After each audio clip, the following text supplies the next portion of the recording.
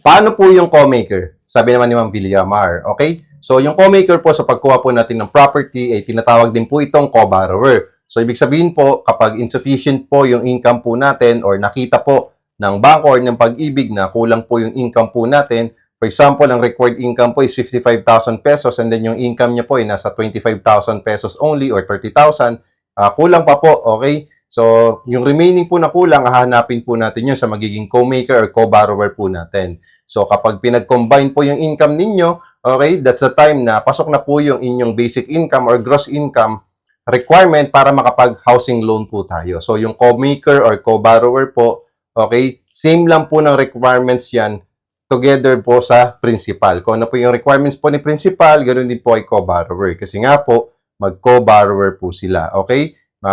Ganito po siya. For example, magre-reserve po kayo dito sa amin for only 10,000 cash out only.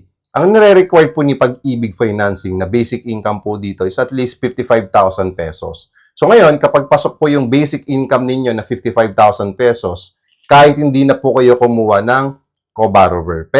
Kahit 1,000 pesos lang yan yung kulang, kahit 500 pesos lang, kailangan mo pa rin talaga ng co-borrower para ma-meet mo talaga yung basic monthly income requirement ni Pag-ibig. Paano naman kung bank financing? Ang good news naman sa bank financing, 25,000 cash out only lang yung ilalabas mo. And ang required income lang dyan is 50,000 pesos pataas. Pero kung bitin, pwede ka pa rin kumuha ng co-borrower or co-maker mo. It's either nasa Pilipinas ka, OFW ka, business owner ka, okay, freelancer ka.